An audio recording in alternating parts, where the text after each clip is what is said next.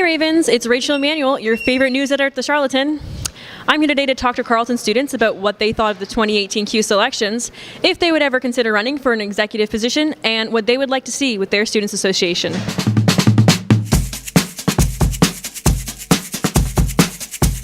Did you follow the 2018 CUSA elections? I did, yeah. Everybody that ran was super committed, so we saw them all around campus. I couldn't say I did know. So you don't have any interest in your Students Association? I have no interest in student government. Not really, apart from like seeing people in the hall saying the vote and stuff. And so yeah, that's all. So Nicole, did you follow the 2018 CUSA elections at all? No, not at all. Were you aware that they were going on? Yeah. How were you aware? I saw people with green shirts standing around a lot. And is that something that you like to see, or did you just find it more of a nuisance than anything else? I mean, it's good that they're coming out and like trying to make people aware, but it was a nuisance that they're like stopping everybody and like yelling at people because, you know, sometimes as a student you're just trying to go where you're trying to go. Like, you don't want to be stopped every couple of feet. Like, mad respect for the commitment. Like, some of them literally are on, like, in like the tunnels like all day, like 8 hours a day. So it's tough, but it can be a little aggravating, a little bit, like, just because you get stopped wherever you go.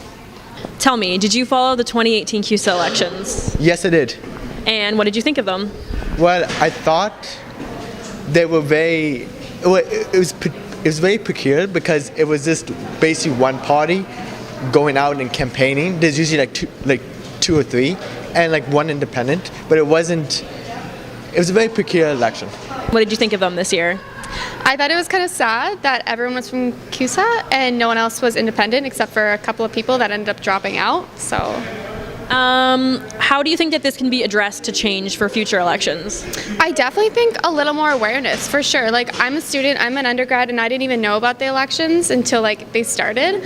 So I feel like just more of a visibility about the elections, you know, transparency is definitely key. I think there was not a lot of student engagement actually compared to like previous years. I've been at Carleton for 5 years, and then usually students are more involved in the election. They were not this year for some reason, so I found that strange. Do you think something could be done to address this to get more students to be involved with the elections? I think CUSA needs to advertise their election more.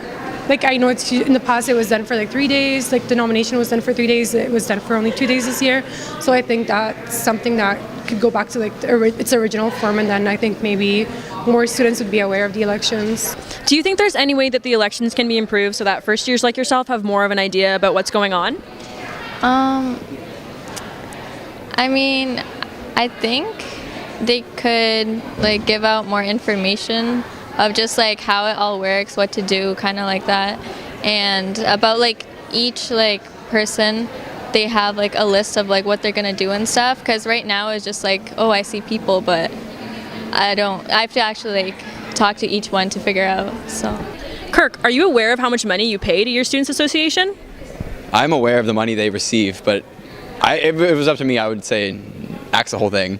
So you think CUSA should be disbanded? Remove all programs. Are you aware of all the things that you get from CUSA though? No, they actually do. They have healthcare. They have pay for they probably pay for something. So why is it that you have no interest in CUSA then? I don't know. I'm kind of busy.